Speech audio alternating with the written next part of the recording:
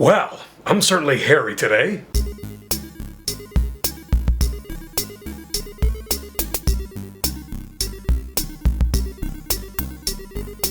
Well guys, this is The Beard and the Beer. I haven't posted a beer video in a while.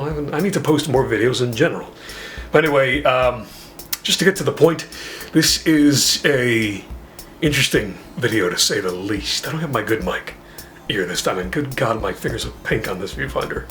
Weird. Anyway, no mic here, just camera audio because I'm lazy. Using a better camera this time, but it's not quite mine. See, look, out of focus. Focus! Good camera. This is a T3i by 600D. Do you want me to use that that nomenclature instead? By Canon. So let's see, maybe I'll get to use it more often. I need to invest in a better camera. Anyway, so this was purely a joke. I don't know. Like, it was meant to come off legit as it could be. And, I don't know, just, either way. Moe Fugger Malt liquor. Yeah, totally. Says, suck it on this little crown right here.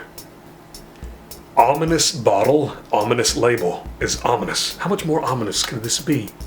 Go look up the word ominous.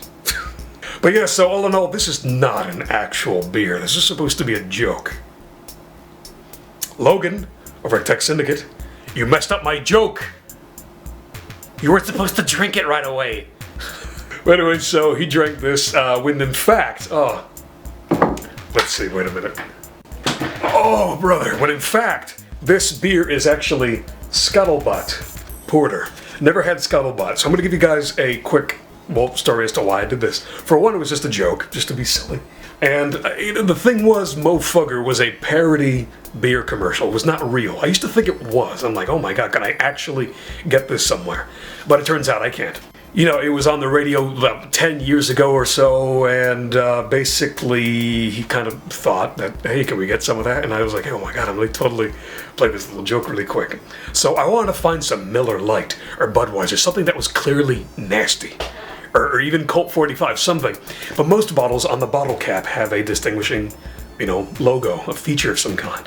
Budweiser has the crown, Miller Lite has an M, I think, or whatever. So I was like, oh, I can't do this, it's going to be too obvious. So luckily I found some Scuttlebutt, and Scuttlebutt bottles, at least the one I found, has nothing on the label. Where's the frickin' focal point? There it is. So there's nothing on the, nothing on the cap, I said label.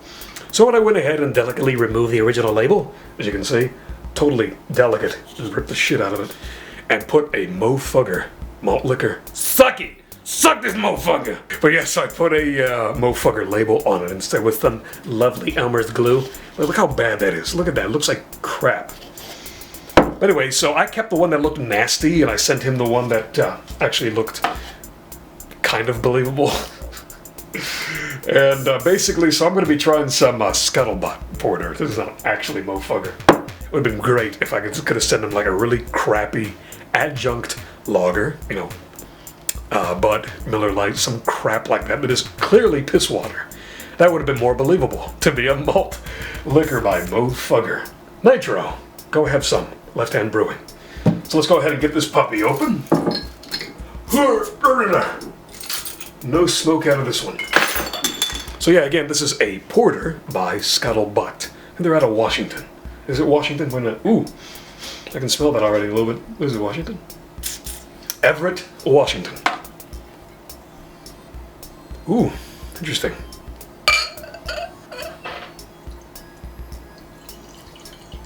Kind of looks like a dark brown ale. Oh, wait. Oh! I'm going to do the ghee from Beer Guy Reviews technique here. Whoa! I didn't have that much.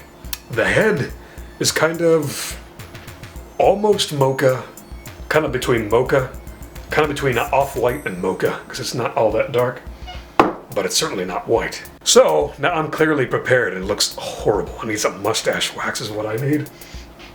Let's go ahead and give it a sniff. Roastiness, good roostiness. I think I get some vanilla there. It's some kind of spice. Oh, vanilla's not really... Yeah, I guess you can consider vanilla spice. I don't know.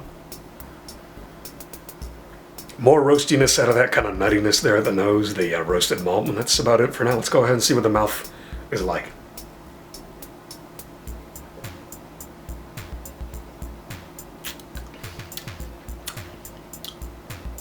Watery, but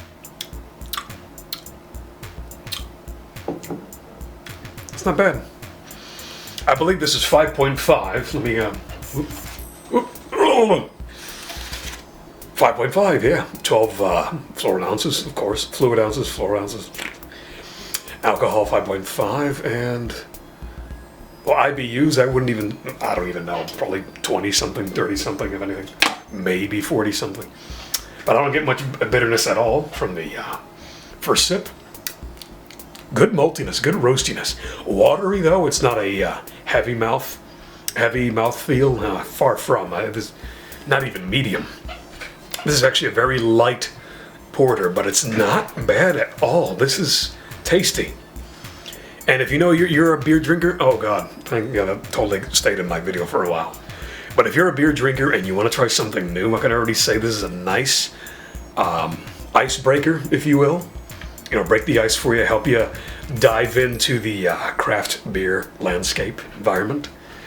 And this is certainly not going to kick your ass or be like, be off-putting for someone that isn't a craft beer drinker. This is a good start. I can tell you that right now. It's a very light mouthfeel, but it's not boring. Then again, you know, I like nastier, heavier beers. So, sure, would I prefer this? No, but I can easily go through a 6-pack of these and be satisfied. And that was only my first sip. That was metallic notes, kind of almost iron.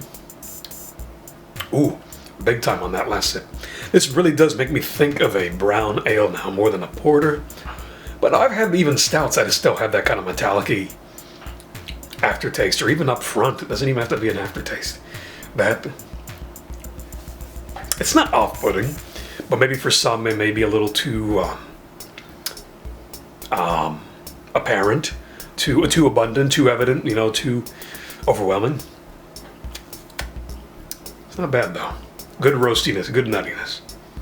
I'm lazy right now and I really don't feel like ending this all professional like. So I'm just going to leave you with this very awkward outro.